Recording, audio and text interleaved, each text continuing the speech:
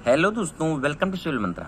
आज का दोस्तों जो हमारा टॉपिक है वो है माइक्रोस्कोपिक एंड माइक्रोस्कोपिक अप्रोच हमारा क्या होता है। इस वीडियो में हम डिटेल से डिस्कस करेंगे कि माइक्रोस्कोपिक अप्रोच हमारे क्या होते हैं और माइक्रोस्कोपिक अप्रोच क्या होते हैं और हमारा कॉन्टिन्यूअम प्रॉपर्टी क्या होती है, यानी कि कहने का मतलब कॉन्सेप्ट ऑफ कॉन्टिन्यूअम क्या होता है। जैसे कि दोस्तों हम यूनिट फर्स्ट डिस्कस कर रहे हैं, जो भी यूनिट फर्स्ट के इंपॉर्टेंट क्वेश्चन है वो सारे मैं दोस्तों डिस्कस करूंगा। आते हैं दोस्तों अपने टॉपिक की तरफ। पहले बात करते हैं कि हमारा माइक्रोस्कोपिक अप्रोच क्या होता है, ये माइक्रोस्कोपिक प्रॉपर्टी क्या होती है, दोनों में डिफरेंट क्या होता है। अगर दोस्तों कोई ये सिस्टम को मैं कंसीडर करूं या फिर कोई कुछ भी कंसीडर करूं तो ये क्या होगा, ये एटम से और मॉलिक्यूल से बना होगा, कोई भी इसमें पार्टिकल होंगे। अगर इस पूरे सिस्टम में हम क्या करें, एक मॉलिक्यूल्स का, एटम का अध्ययन करते हैं, स्टडी करते हैं, बारीकी की स्टडी करते हैं, डीपली स्टडी करते हैं, तो वह हमारा कहलाता है माइक्रोस्कोपिक अप्रोच। कहने का मतलब इस तरीके में जो भी हमारी माइक्रोस्कोपिक प्रॉपर्टी होती है उसमें जो हम स्टडी करते हैं वो हम कैसे करते हैं, एटॉमिक एंड मॉलिक्यूलर लेवल पे स्टडी करते हैं। ओके, अब इसका कैलकुलेशन के लिए कि कोई भी हमारी प्रॉपर्टी के लिए इसको, इसलिए हम इसे कहते हैं स्टैटिकल थर्मोडायनेमिक। इसको कैलकुलेशन के लिए इसलिए हम कहते हैं इसको स्टैटिकल थर्मोडायनेमिक भी कहते हैं माइक्रोस्कोपिक अप्रोच को। देखो दोस्तों, जैसे कि मैंने बताया, इसमें मॉलिक्यूल्स को क्या होते हैं इंडिविजुअली स्टडी करते हैं। अगर हमें इसमें डीपली स्टडी करना है, बहुत सारे पार्टिकल हैं, तो क्या करना पड़ेगा, हमें हर एक का क्या करना पड़ेगा, स्टडी करना पड़ेगा।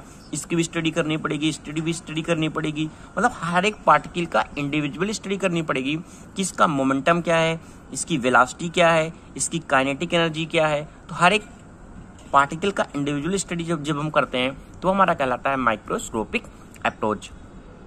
और क्या होता है, लिखा जैसे कि वेलोसिटी हो गया, kinetic energy and momentum not be sense by human. इसमें क्या होता है, जो हमारी माइक्रोस्कोपिक प्रॉपर्टी होती है, जैसे हमारी कुछ सेंस वाली चीजें होती हैं, जैसे हमारा टेम्परेचर हो गया या फिर हमारा प्रेशर हो गया, तो हम बता सकते हैं कि हमारा टेम्परेचर कितना है, इस बॉडी का प्रेशर कितना है। बट इस कंडीशन में ऐसा नहीं होता, क्योंकि जैसे कि हमारी एंट्रोपी होगी, क्या हम सेंस कर सकते हैं, नहीं सेंस कर सकते। तो इसमें क्या होता है, हमारी एंट्रोपी हो गई या वेलोसिटी हो गई, काइनेटिक एनर्जी, इस तरीके से हम क्या करते हैं, इसमें स्टडी करते हैं। A large number of variable is required.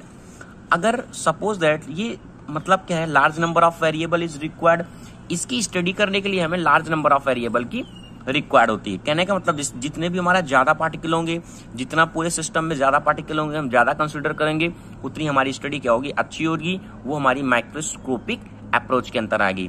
कहने का मतलब किसी भी चीज को बारीकी से अध्ययन करना, हर एक पार्टिकल के बारे में अध्ययन करना, उसकी वेलोसिटी क्या है, मोमेंटम क्या है, एक एक पार्टिकल को स्टडी करना, वो हमारा कहलाता है माइक्रोस्कोपिक अप्रोच। अब दोस्तों समझ में आ गया होगा कि हमारा माइक्रोस्कोपिक अप्रोच हमारा क्या होता है और इसमें क्या क्या चीजें हमें लिखना है। अब हम बात करते हैं माइक्रोस्कोपिक अप्रोच के बारे में कि हमारा माइक्रोस्कोपिक तो अप्रोच समझ में आ गया। अब माइक्रोस्कोपिक अप्रोच क्या होता है। माइक्रोस्कोपिक अप्रोच क्या है, सपोज दैट हमारा ये कोई पार्टिकल है, कोई भी सिस्टम है, वो क्या होगा, इसमें भी नंबर ऑफ द पार्टिकल से बने होंगे, ठीक है, इसमें मॉलिक्यूल्स होंगे, सब कुछ होंगे इसमें। तो क्या है, अगर हमें इस स्टडी करना है, इसके हम एक एक स्टडी ना करके इतना हमने कंसीडर किया और इसी को हम मान के अपना सिस्टम, इसी को अपना बेस मान के अध्ययन करते हैं, तो इस तरीके से हमारा जो भी स्टडी हम करते हैं वो हमारा कहलाता है माइक्रोस्कोपिक अप्रोच। इसीलिए कहा गया है ये हमारा क्या होता है, लार्ज असेंबली। इसको हम लार्ज असेंबली में करके, कहने का मतलब ऑफ एटम्स को या मॉलिक्यूल्स को रिफर करके इसको हम स्टडी कर सकते हैं। तो इस तरीके से हमारा जो स्टडी होगा वह हमारा कहलाता है माइक्रोस्कोपिक। ओके, माइक्रोस्कोपिक अप्रोच कहलाता है। ओके, इसे हम क्लासिकल थर्मोडायनेमिक भी कहते हैं। और क्या होता है दोस्तों, और इसमें हम क्या करते हैं, जैसे कि हम यहाँ क्या करते थे, माइक्रोस्कोपिक में हर एक पार्टिकल का इंडिविजुअल स्टडी करते थे। यहाँ हम कह सकते हैं एवरेज मान के भी स्टडी कर सकते हैं, इसलिए हम इसके कहते हैं एवरेज वैल्यू। हम इसमें क्या करते हैं, एक एवरेज वैल्यू को कंसीडर करते हैं। सपोज दैट ये सिस्टम मान लिया और भी सिस्टम मान लिया, मतलब एक पार्टिकल की हमें स्टडी करने की जरूरत नहीं है, वह हमारा कहलाता है microscopic approach. Sensed by human property and the temperature. कहने का मतलब इस सिस्टम में हम बता सकते हैं कि माइक्रोस्कोपी के अंतर्गत किसकी टेम्परेचर क्या है या प्रेशर क्या है, मतलब हम ह्यूमन बॉडी से क्या कर सकते हैं, सेंस कर सकते हैं। तो उस तरीके से हमारा जो भी स्टडी होगा वह हमारा कहलाएगा microscopic approach. Few property are required to describe the system. इसमें बहुत ज्यादा प्रॉपर्टी की रिक्वायर्ड की जरूरत नहीं होती कि हमें हर एक सिस्टम की बहुत ज्यादा प्रॉपर्टी चाहिए तभी हम इसको स्टडी कर पाएंगे। अगर हमारी फ्यू प्रॉपर्टी भी है, कुछ थोड़ी थाड़ी प्रॉपर्टी भी है, जैसे कि हमारा प्रेशर क्या है, टेम्परेचर क्या है, ठीक है, जो जो थोड़ी थाड़ी प्रॉपर्टी में हम फ्यू प्रॉपर्टी से भी हम काम चला सकते हैं कि इस बॉडी का, इस सिस्टम का हमारा क्या अध्ययन होगा, इसकी बिहेवियर कैसा होगा। तो इस तरीके से हमारा कहलाता है ये माइक्रोस्कोपिक अप्रोच। अब दोस्तों हम बात करते हैं कॉन्सेप्ट ऑफ कॉन्टिन्यूम की। जो दोस्तों हमारा कॉन्सेप्ट ऑफ कॉन्टिन्यूम होता है ये भी हमारा एक माइक्रोस्कोपिक के अंतर्गत आता है। तो कहने का मतलब system is considered as a continuum, हम माइक्रोस्कोपिक में स्टडी कर सकते हैं।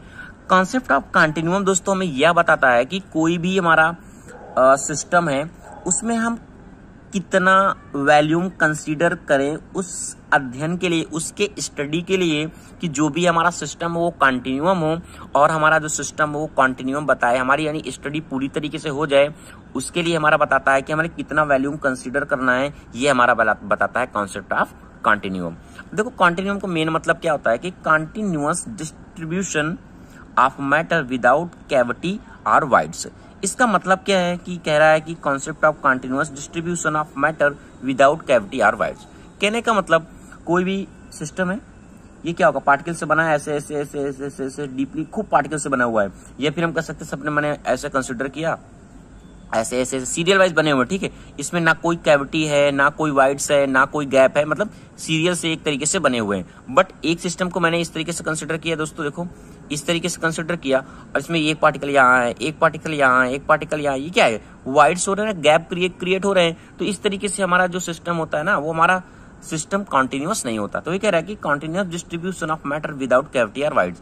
जो हमारा जो भी हमारा सिस्टम है कॉन्टिन्यूअस सिस्टम हमारा तभी कहलाएगा जब हमारा उसमें कोई वाइड्स नहीं होनी चाहिए और कोई कैविटी नहीं होना चाहिए, वो हमारा सिस्टम कह रहा होगा कॉन्सेप्ट ऑफ कॉन्टिन्यूम होगा। ठीक है, जैसे कि मैंने बताया ये किसके अंतर्गत आता है, माइक्रोस्कोपिक हमारा अप्रोच के अंतर्गत ही आता है कि कॉन्सेप्ट ऑफ कॉन्टिन्यूम हमें यही बताता है कि मिनिमम लिमिट ऑफ वॉल्यूम, इस सिस्टम को अध्ययन करने के लिए पूरा हमें कितना लिमिट ऑफ वॉल्यूम उसको कंसीडर करना है कि हमारी जो भी हम स्टडी कर रहे हैं उसके बिहेवियर को वो हमारे पूरी तरीके से स्टडी हम कर सकें। ओके दोस्तों, लिमिटिंग वॉल्यूम कॉन्टिन्यूअस लिमिट। अब देखते हैं दोस्तों इसका ग्राफ क्या कहलाता है।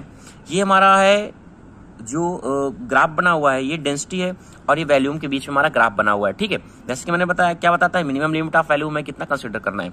अगर हमारा जो रीजन है, रीजन हमारा कॉन्टिन्यूम कब कहलाएगा, जब उसकी लिमिट जो है इसमें बिल्कुल एग्जिट करेगी। तो दोस्तों ये बताता है कि हमारा अगर कोई भी सिस्टम है अगर ये कॉन्टिन्यूअस आ रहा है तो हमारा जो ये रीजन कहलाता है वो हमारा रीजन होता है रीजन ऑफ कॉन्टिन्यूम। ओके दोस्तों, अगर हम वैल्यू को कम कंसीडर करते हैं, अगर वैल्यूम हमें जितना लेना है उससे हम कम वैल्यूम लेते हैं तो हमारी प्रॉपर्टी क्या होगी, डिस्क्रीट हो जाएगी। तो वही हमारा कहलाता है, ये हमारा अगर हम वैल्यूम कम कंसीडर करते हैं तो रीजन ऑफ डिस्क्रीट पार्टिकल, हमारा वो प्रॉपर्टी क्या होती है इस साइड की, वो हमारी कहलाती है रीजन ऑफ डिस्क्रीट पार्टिकल।